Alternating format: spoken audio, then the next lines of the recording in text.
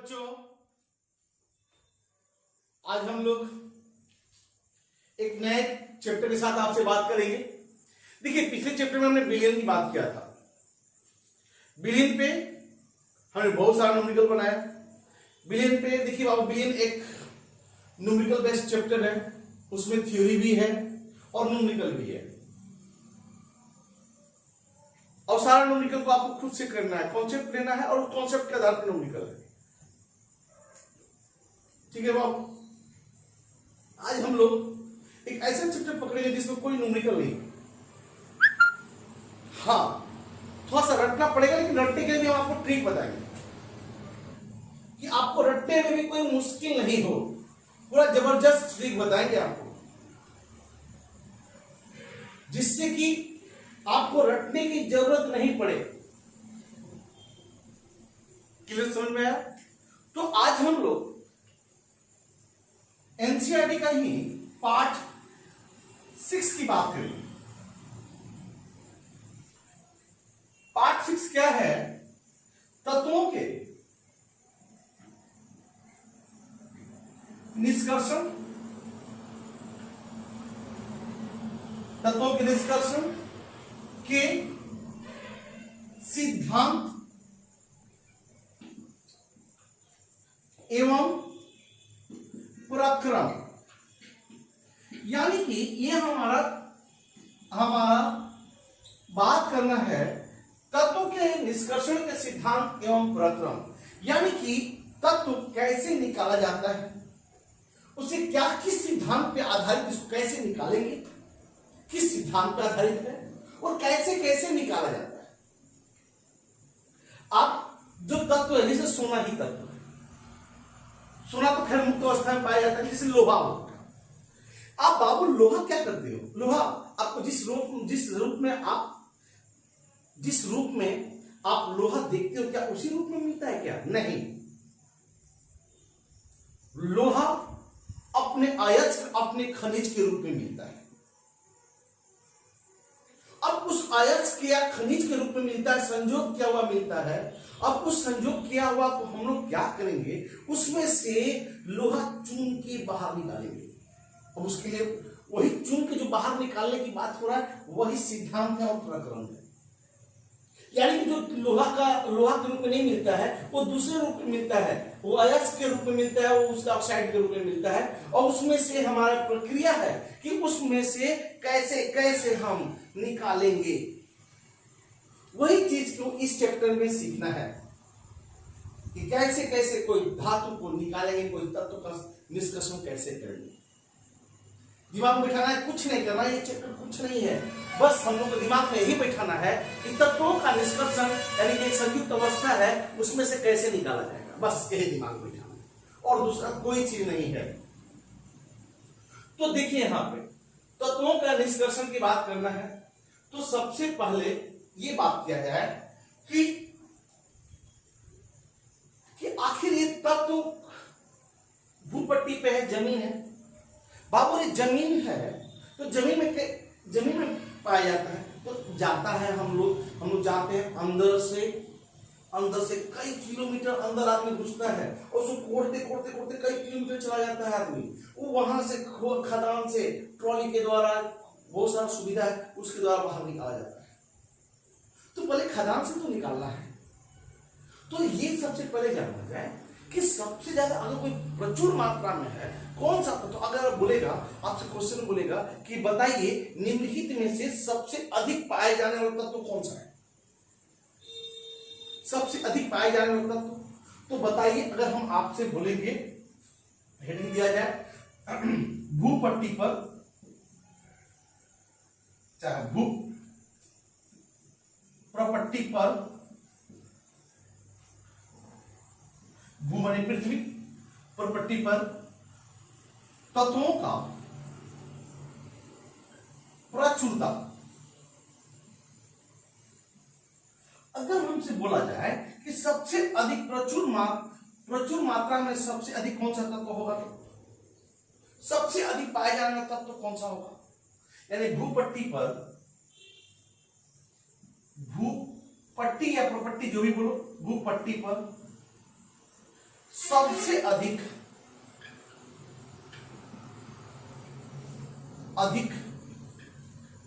पाए जाने वाला तत्व कौन सा है बाबू?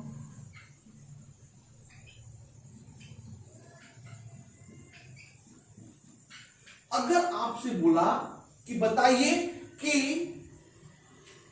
भूपट्टी पर सबसे अधिक पाए जाने वाला तत्व कौन सा है, तो आप क्या बोलिएगा? 4 ऑप्शन दे देगा, ऑक्सीजन, सिलिकॉन, आयरन और इसके बाद अल्युमिनियम। तो क्या बोलिएगा आप? तो आपको बोलना होगा ऑक्सीजन। सबसे ज्यादा कौन सा पाया जाता है? तो ऑक्सीजन। तो इसका आंसर हो जाएगा ऑक्सीजन।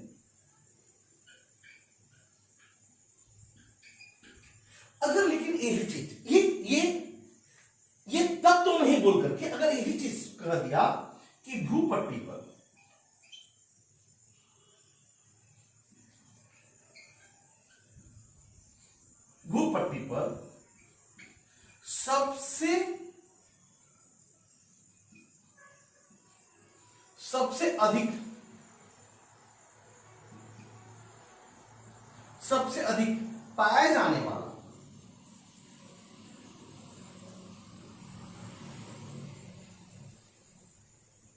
सबसे अधिक पाया जाने वाला अगर धातु बोल दिया तो देखिए, तत्व और धातु अलग अलग चीज है। तत्व बोला तो ऑक्सीजन, धातु बोला तो अल्युमिनियम बोलेंगे। क्या बोलेंगे उसको हम लोग? एल्यूमिनियम।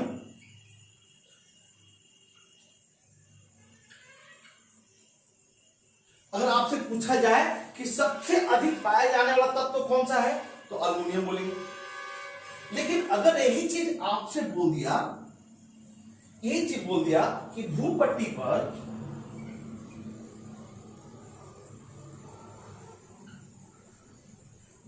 पर सबसे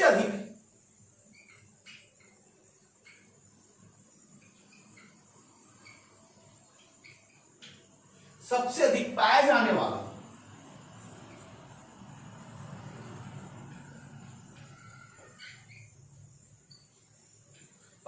वाला संक्रमण धातु बोल दिया तो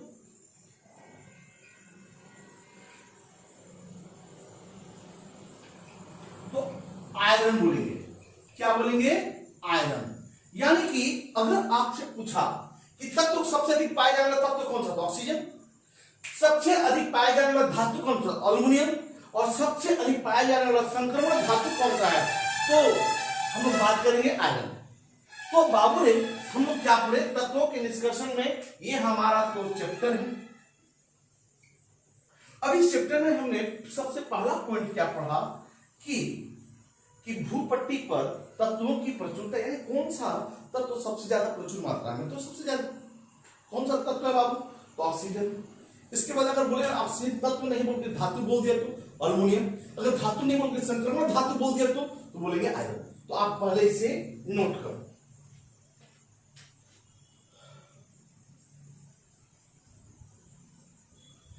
जब आपने नोट कर लिया,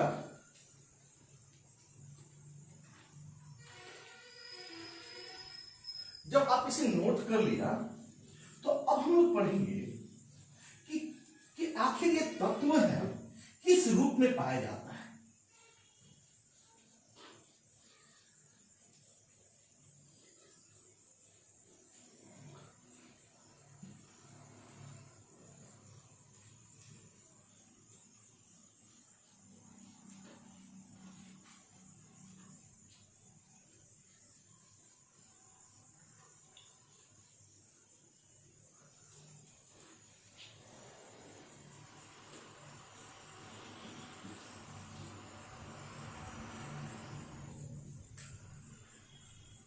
तत्वों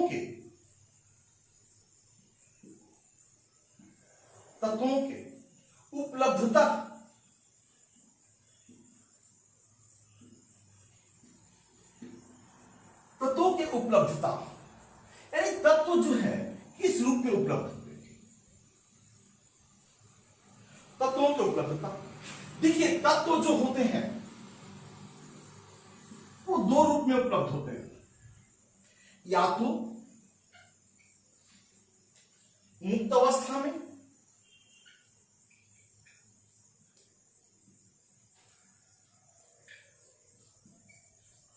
मुक्त अवस्था में या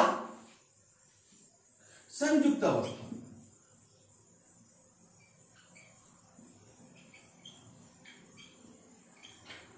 मुक्त अवस्था में या संयुक्त अवस्था में। अच्छे सुनो, मुक्त अवस्था में या फिर संयुक्त अवस्था में उपस्थित हो।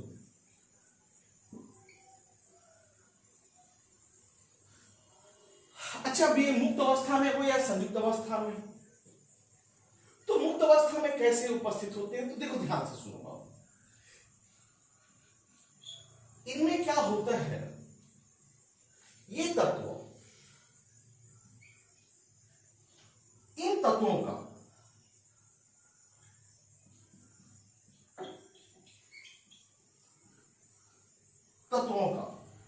ऑक्सीजन के प्रति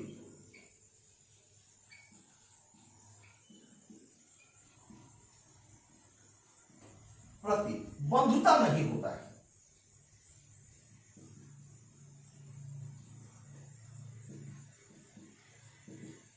तथा अन्य रसायन से,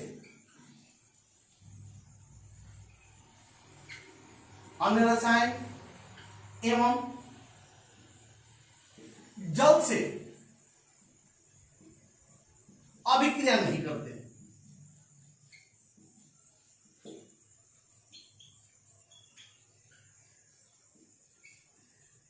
ये इन तत्व ऑक्सीजन के प्रति बंधुता नहीं होता, इसकी अभिक्रिया ही नहीं करता है ऑक्सीजन से। भैया झगड़ालू रहेगा तब ना सबसे फंसते रहेगा। ये झगड़ालू है ही नहीं, किसी से रिएक्शन ही नहीं करता है, तो रिएक्शन नहीं करेगा तो ये किसी से रिएक्शन नहीं करेगा, ना तो इसका ऑक्साइड बनेगा, ना तो इसका हाइड्रोक्साइड बनेगा, ना तो इसका कार्बन बनेगा, ना तो सल्फर बनेगा। अब ये सब कैसे समझेंगे?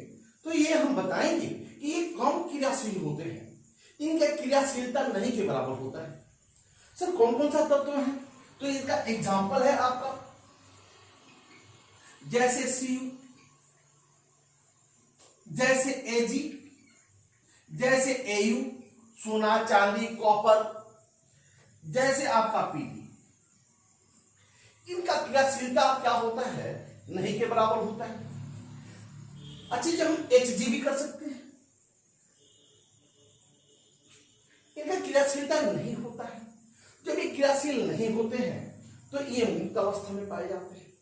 अच्छा सर, संयुक्त अवस्था अभी आप बताइए, जब किसी से रिएक्शन नहीं करता है तो मुक्त अवस्था में, अगर रिएक्शन करेगा तो संयुक्त अवस्था में। यानी कि ये चाहे इन तत्वों का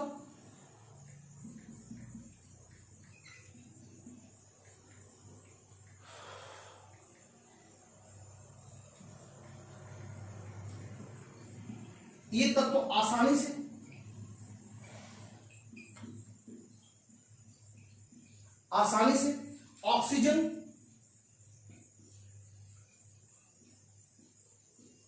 ऑक्सीजन तथा अन्य रसायन से अभिक्रिया कर जाते हैं।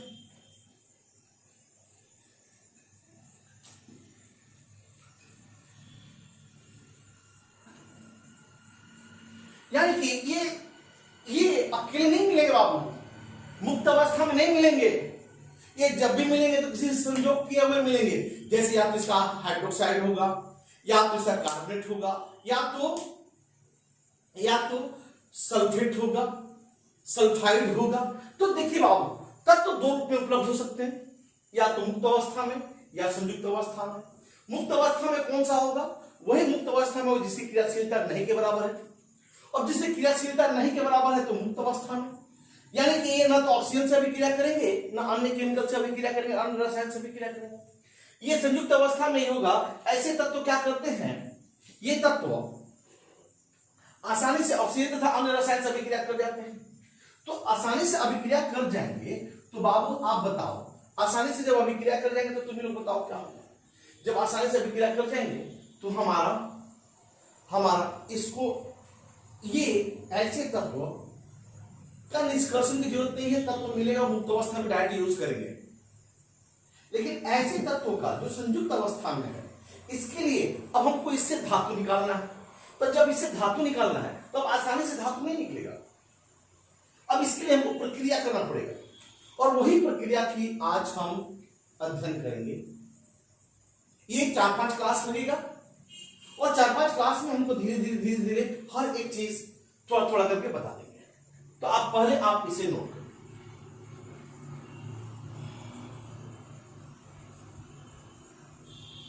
अब देखिए क्या है, अब हम लोग बात करेंगे खनिज की बात करेंगे।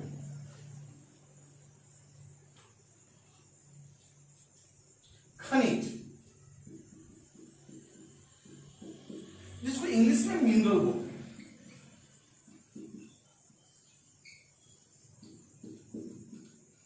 मिनरल बोलते हैं, यानी कि आप एक बात बता देते हैं,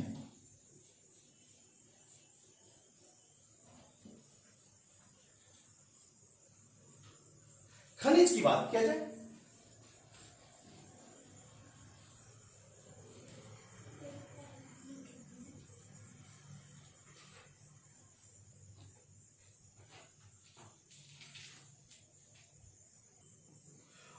खनिज की बात करें तो बताइए खनिज क्या है।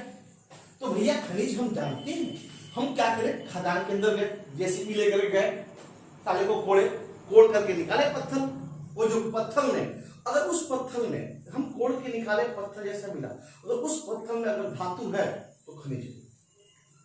अगर उस पत्थर में धातु नहीं है, चाहे कुछ भी चीज निकला, अगर उसमें धातु नहीं है तो खनिज नहीं होगा। यानी कि खनिज होने के लिए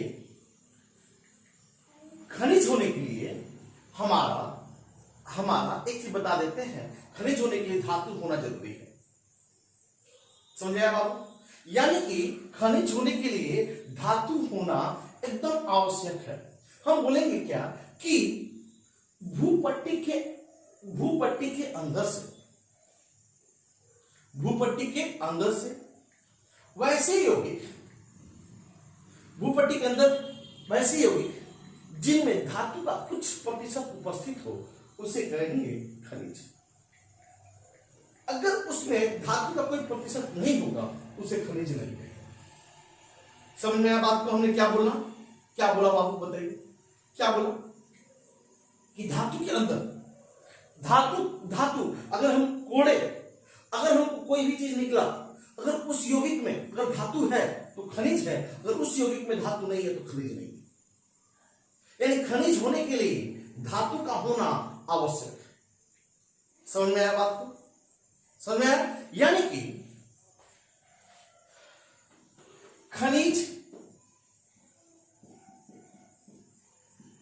खनिज वैसे यौगिक होता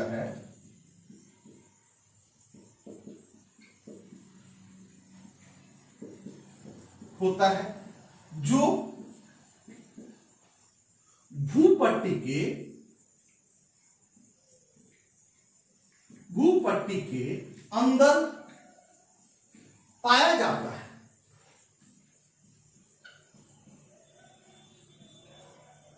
भूपट्टी के अंदर पाया जाता है एवं इसमें धातु का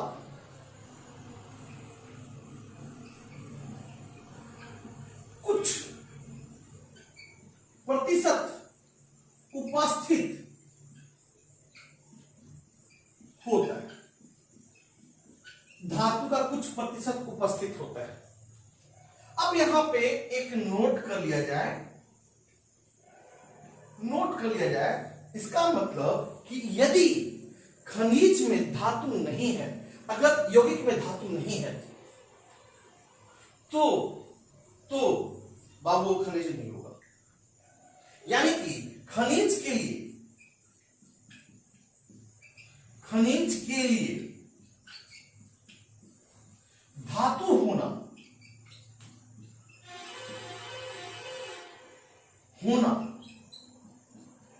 अति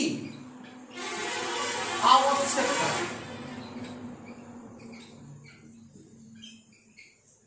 ठीक है? अब यहां पे एक नोट और बन जाता है।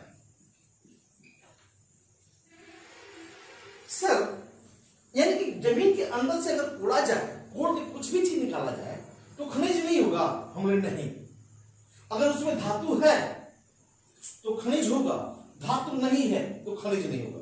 सर मतलब नहीं समझ रहे भैया, आप नीचे से कोयला जमीन के अंदर से कोयला कोड़ के निकालते हैं, खदान से निकालते हैं। अब बताइए जब खदान से कोयला निकालते हैं तो आप बताओ क्या उसमें धातु है? कोयला है, कार्बन है, अधातु है। तो इसका मतलब कोयला खनिज नहीं हुआ। हमने हाँ सर डीजल और पेट्रोल तो सर अंदर से निकला जाता है। हमने हाँ भैया डीजल और पेट्रोल भी एक यौगिक है, लेकिन क्या है उसमें कोई धातु नहीं है। तो सर इसका मतलब जब उसमें कोई धातु नहीं है तो इसका मतलब क्या होगा? आप बताओ इसका मतलब क्या होगा सर? हम बोले बाबू वही चीज होगा, कुछ नहीं, वही चीज होगा कि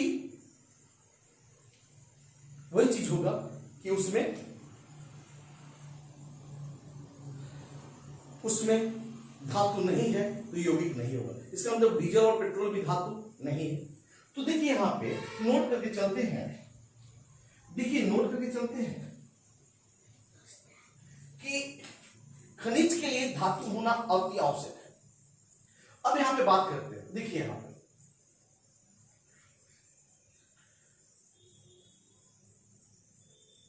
यहां पे बात करना है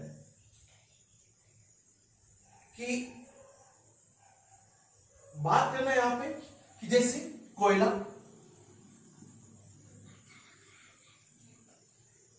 डीजल,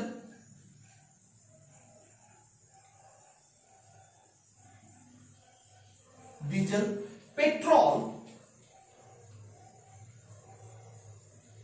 भूपट्टी के अंदर पाया जाता है।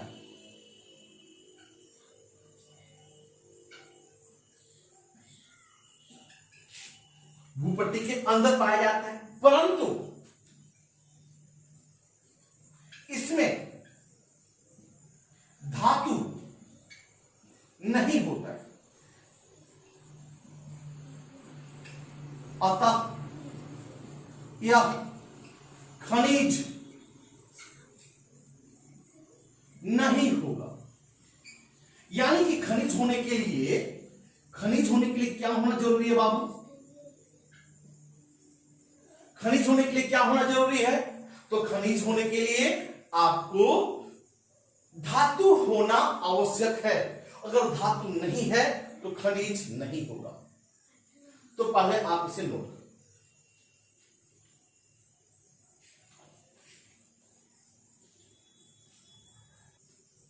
अब देखिए वास्तव तो सर खनिज अगर परिभाषा करने बोले कि बोले खनिज क्या है, तो हम बोलेंगे बाबू खनिज क्या है, तो हम बोलेंगे भूपट्टी पर पाए जाने वाला, भूपट्टी में पाए जाने वाला धातु का संयुक्त रूप को हम लोग क्या कहते हैं? खनिज कहते हैं।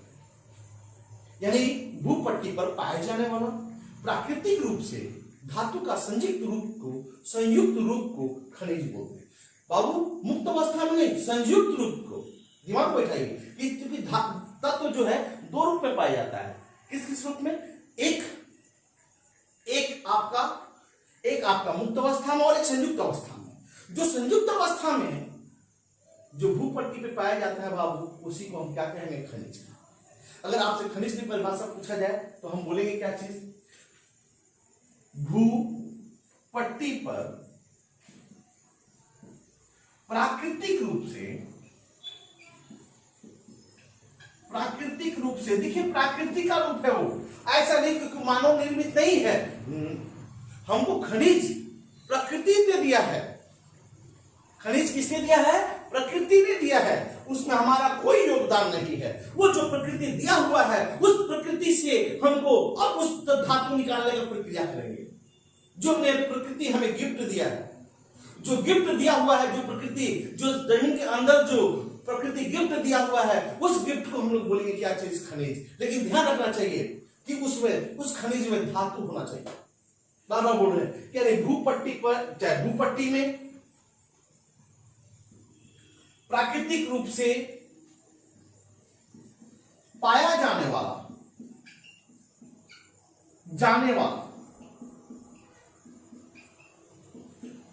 वाला धातु का संयुक्त रूप संयुक्त रूप को क्या कहते बाबू? तो खनिज कहते हैं।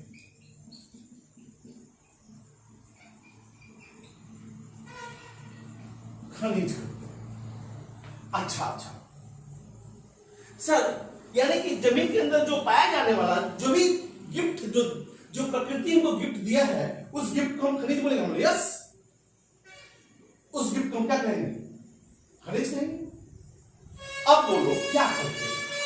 तो सर जितने भी खनिज हैं, सभी खनिज से, जितने भी खनिज हैं, क्या सभी खनिज से धातु निकल सकता है? हम बोले भैया जितना का बबुआ ना उतना का झुंझुना अगर करेंगे तो कैसे होगा? बबुआ 2 रुपया का, झुंझुना 50 रुपया का, संभव है? बोले नहीं। यानी कि आप बताओ, कोई भी धातु निकालना खनिज से, कोई खनिज ऐसा है, जैसे मान लो कि कोई खनिज है लोहे का,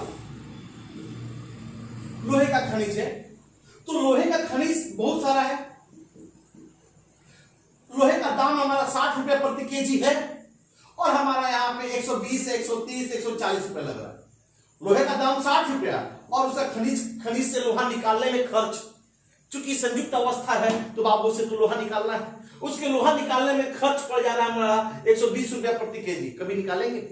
काहे ना निकालेंगे? मार्केट से खरीद नहीं लेंगे, हम काहे ना निकालने जाएंगे बाबू? बताओ। तो हम क्या करेंगे कि इन खनिज में से देखेंगे क्या कि किस खनिज में हमको 60 रुपया से कम खर्चा पड़ रहा है।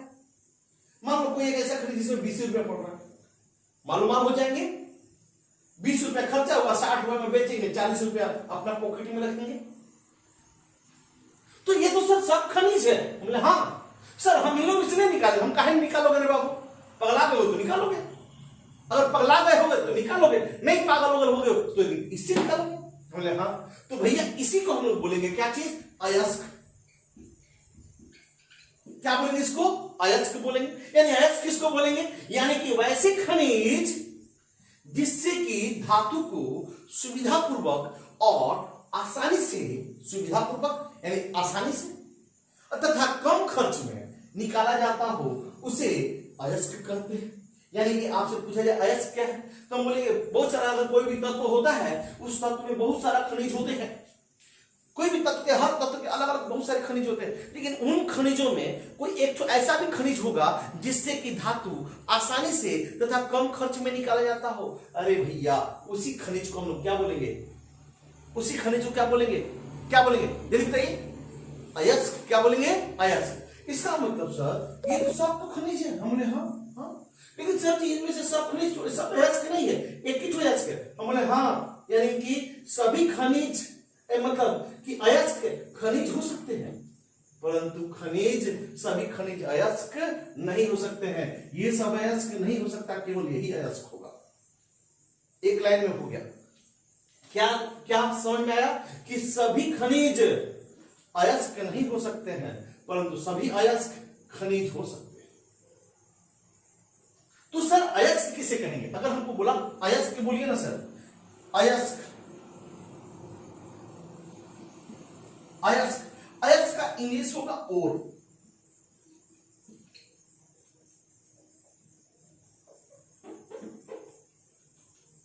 ओर बोलते इसको। तो बताइए ओर किसे कहेंगे? यानी कि वैसे खनिज, वैसे खनिज जिससे तत्वों का,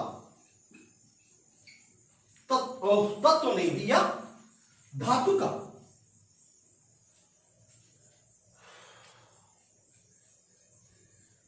धातु का निष्कर्षण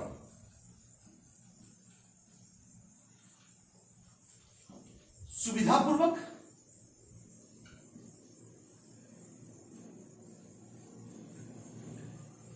तथा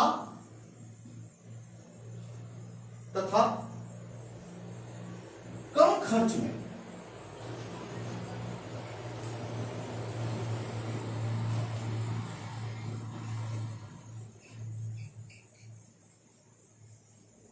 किया जाता है।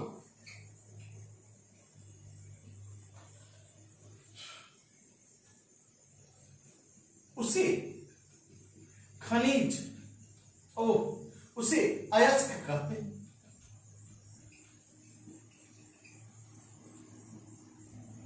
उसे क्या कहते हैं? अयस्क कहते हैं। यानी कि किसको अयस्क कहेंगे? बाबू रे सब तो सर खनिज है। हमने हाँ सर उन खनिजों में से जिस खनिज से हम धातु का निष्कर्षण आसानी से और कम खर्च में करेंगे उसी को बोलेंगे क्या चीज? अयस्क। अब एक चीज ध्यान लीजिए कि दिमाग में बैठा लीजिए कि वैसे खनिज में अयस्क होगा, वैसे खनिज को अयस्क कहेंगे जिसमें धातु का प्रतिशत ज्यादा हो। भैया धातु का प्रतिशत ज्यादा हो तभी ना हम लोग उसमें से धातु आसानी से निकलेगा बाबा। यानी कि कुछ प्रतिशत हो तो अब कितना प्रतिशत उससे मतलब नहीं, तो खनिज। लेकिन उस खनिज में बहुत ज्यादा प्रतिशत हो तो क्या हो जाएगा? अयस्क। उस खनिज में अगर बहुत ज्यादा प्रतिशत होगा तो क्या हो जाएगा? अयस्क। तो पहले आप इसे नोट करो।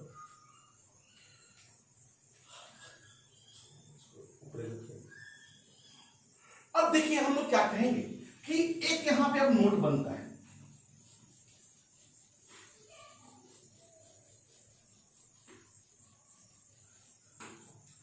यानी नोट नंबर एक, नोट नंबर एक। तो नोट नंबर एक में क्या कहेंगे कि भैया खनिज वैसे खनिज अयस्क होते हैं जिसमें धातु का प्रतिशत क्या होता है? अधिक होता है। यानी कि वैसे खनिज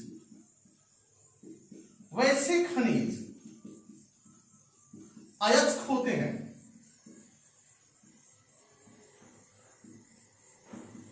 जिनमें धातु का प्रतिशत उच्च होता है। धातु का प्रतिशत क्या होता है? उच्च होता है। अच्छा अब एक नोट और भी, हमने क्या बोला अभी एक मिनट बोले कि बाबू अगर धातु का प्रतिशत ज्यादा होगा तो अयस्क, और धातु का प्रतिशत कम होगा तो वो खनिज हो जाएगा। यानी कि वो अयस्क नहीं हो सकता है। इसका मतलब एक लाइन में हम लोग दूसरा एक नोट बोल सकते हैं कि सभी खनिज, ऐसे कर दे, सभी अयस्क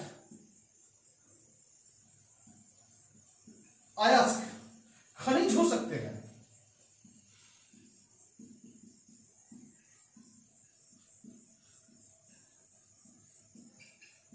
परंतु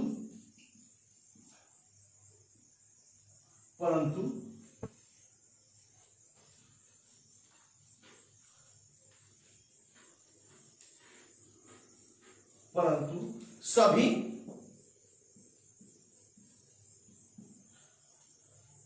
खनिज अयस्क नहीं होते।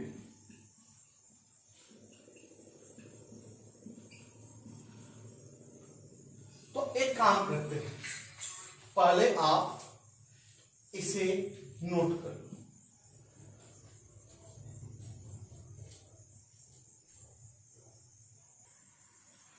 अब हम लोग क्या करेंगे? अयस्क का प्रकार तथा सूत्र। अयस्क का प्रकार तथा सूत्र। अयस्क के प्रकार तथा सूत्र। देखिए अयस्क तो कई प्रकार के हो सकते हैं, नहीं, लेकिन हम लोग मुख्यतः निम्न प्रकार से बांटा जाता है अयस्क को। मुख्यतः निम्न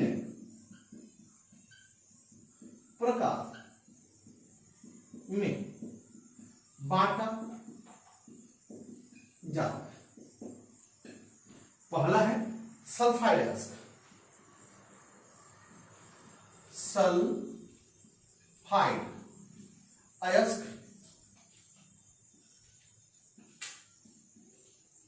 या पाइराइट अयस्क। दूसरा है ऑक्साइड अयस्क।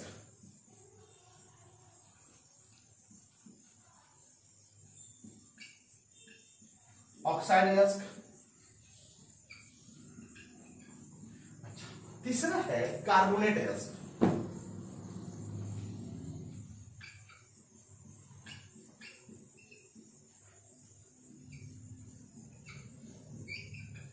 Carbonate acid. और चौथा है हैलाइड एसिड।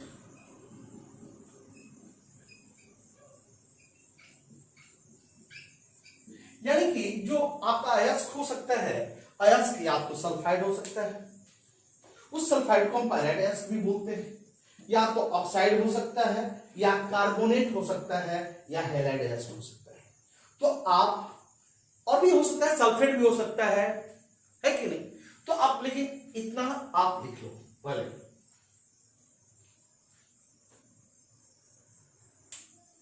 अब देखो हम लोग क्या करेंगे, ये सल्फाइड अयस्क की बात करें। अब ये सल्फाइड अयस्क की बात करें। अब ये सल्फाइड अयस्क में हम लोग क्या करें, सल्फाइड अयस्क किसका है? देखिए ये अयस्क का नाम आपको याद रखना पड़ेगा। ये किस अयस्क का है तो उसका तत्व लिख दिए। अगर आपसे पूछा जाए कि कॉपर पायराइट किस तत्व का अयस्क है, आयरन, सिल्वर, जिंक और लेड, आप किसका बोलेंगे बताइए? तो किसका बोलेंगे जल्दी बताओ? तो हम बोलेंगे कॉपर का। ऐसे देगा तो आपको याद रखना पड़ेगा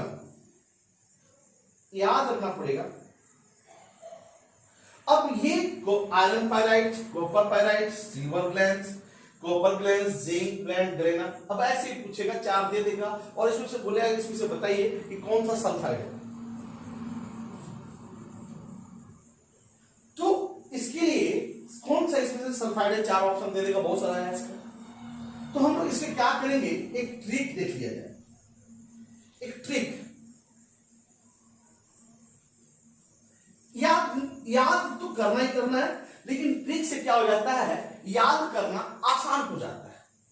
अब देखिए, ये हो गया I, ये हो गया C, ये हो गया S, ये हो गया C, ये हो गया B कहां से, ब्लेंड से, ये G कहां से, गलेरा से, और यहां से C। यानी कि हमारा क्या हो गया, ICSC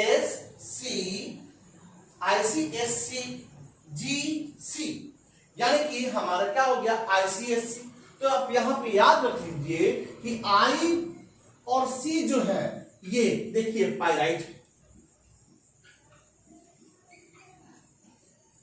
ICSC क्या है, IC क्या है, पायराइट। अच्छा, S और C क्या है जल्दी बताइए, ग्लेंस।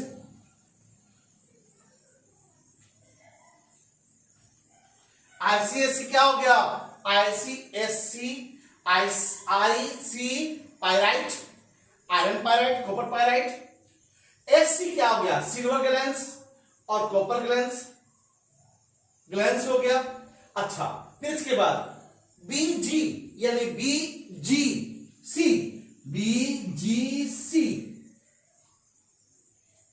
यानी कि इसे हम लोग कहेंगे B से ब्लेंड, G से गलेना और C से सीनाबाद।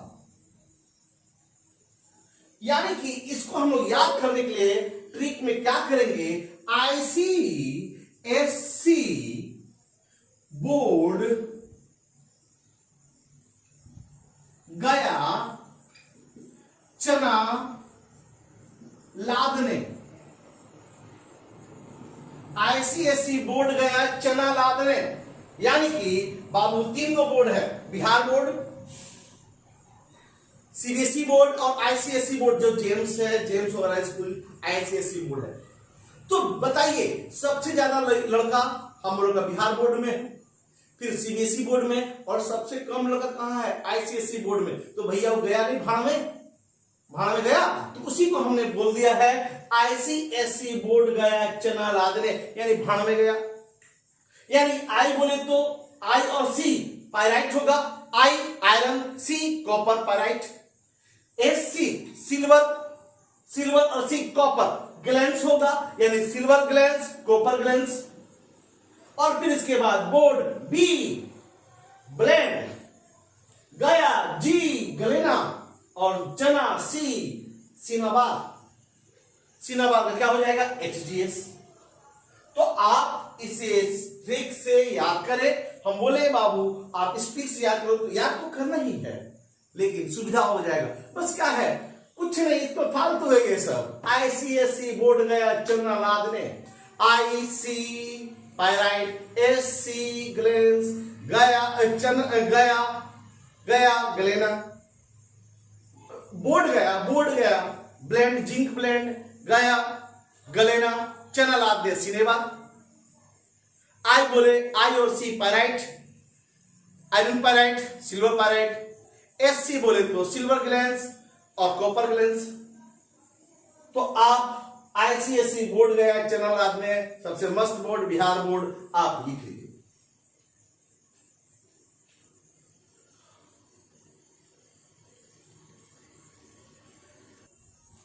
अब देखिए ये ऑक्साइड और की बात किया जाए, हमने सल्फाइड और की बात किया। सल्फाइड और ICSE बोर्ड गया चना लाद में, खेला खत्म एक लाइन में। सर यहां पे देखिए आपको हेमाटाइट, Fe, मैग्नेटाइट Fe का है सूत्र Fe2O3, Fe3O4, क्यूपराइट कॉपर का अयस्क है, और ये Cu2O। अब बोलो जिंकाइट जिंक का ZnO2, पाइरोसाइट MnO2 Mn का, bauxite Al2O3 twice H2O, cassiterite tin का है, ये टीन है, और टीन किसका? SnO2। लिथार्ज है बाबू, लिथार्ज किसका है? PbU। सर इसको कैसे याद करें? अरे कुछ याद नहीं करना है बाबू, ये हेमाटाइट, हेमाट्रिक, अरे भैया मालिनी आपके पास हेमा मालिनी है, टेंशन क्या चीज का? हेमा मालिनी का लोहा,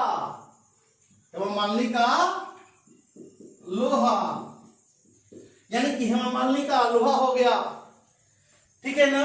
ये क्यूपराइट Cu क्यूपराइट Cu, यानी कि चोपड़ा तथा जिंकाइट जैकी श्रॉफ का ITE, चोपड़ा तथा जैकी का ITE, यानी कि क्यूपराइट और जिंकाइट, क्यूपराइट तथा जिंकाइट, यानी चोपड़ा कॉपर तथा जैकी ITE, यानी क्यूपराइट और जिंकाइट, ठीक है, का ITE। पायरोसाइट, अरे भैया पारो को भूल गए, पारो भूल गए बाबू, पारो के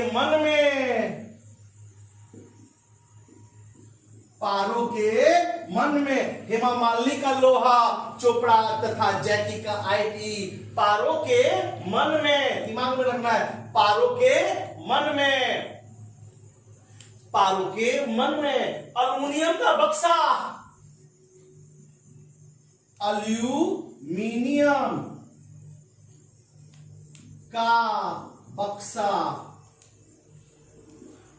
का बक्सा जिसमें टीन का कैसेट रखा हुआ है, जिसमें टीन का कैसेट रखा गया है, जिसमें टीन का क्या कर रहा है? कैसेराइट कैसेट रखा गया है, जो लेड जैसा लिथार्ज है, जो लेड जैसा लिथार्ज है।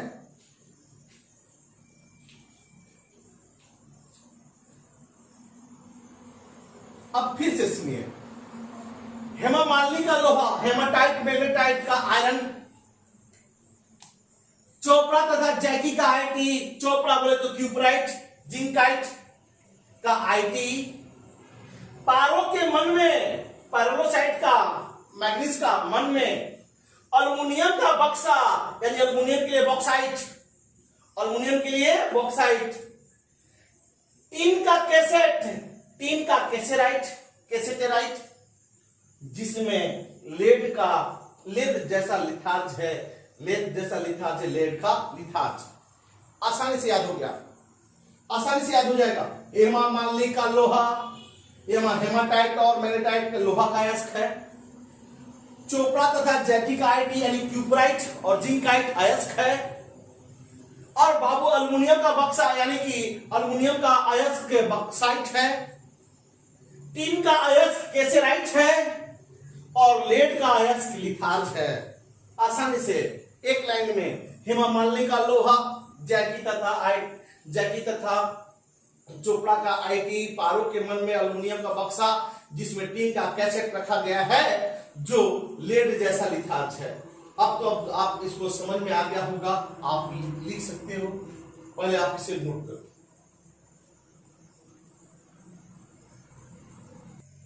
देखो ये मेलाकाइट, सीयू का मेलाकाइट होता है। ये पूछा हुआ है मेलाकाइट निम्न में से किसका अयस्क है? कॉपर का अयस्क है। इसका फॉर्मूला क्या होता है? CuO3 CuOH का होल्ड। अगर इस CuO3 को 2 मोल करते, 2 से गुना करते तो एजुराइट हो जाएगा, ये भी कॉपर का। अब ये लाइमस्टोन तो आप सब जानते हो, CaCO3 कैल्शियम का लाइमस्टोन। मैग्नेसाइट किसका होता है? तो Mg का होता है। और दोनों को मिला दिया जाए तो डोलोमाइट हो जाएगा। यानी याद करने का, कॉपर कार्बोनेट और कॉपर हाइड्रोक्साइड, कॉपर कार्बोनेट को 2 में कर दिया जाए तो एजुराइट, कैल्शियम लाइमस्टोन, मैग्नेसाइट MgCO3 और दोनों को मिला दिया तो डोलोमाइट। अगर आयरन का कार्बोनेट है तो सिडराइट और जिंक का कार्बोनेट है तो केलामाइन। तो आप इसे नोट कर लो।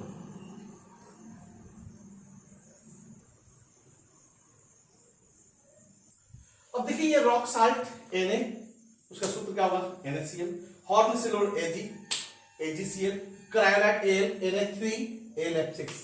तो आप ये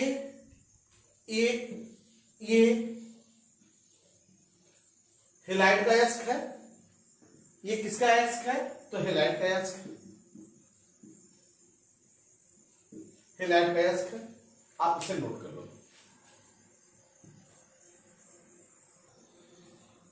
आप लोग इन अयस्कों का सूत्र को और किसका अयस्क है और इस अयस्क का नाम आपको याद करना पड़ेगा।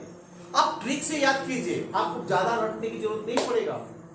ट्रिक से याद कीजिएगा तो आपको आसानी रहेगा और एग्जाम में बहुत बार पूछा हुआ है। इस चीज को ध्यान रखना है, बार बार पूछा हुआ है। तो आप इसे नोट कर लो। हम लोग अगले लेक्चर में और भी बात करेंगे और इसका हम लोग PDF डिस्क्रिप्शन बॉक्स में देने का कोशिश करेंगे। आप इसे बहुत ज्यादा से ज्यादा मात्रा में शेयर करो।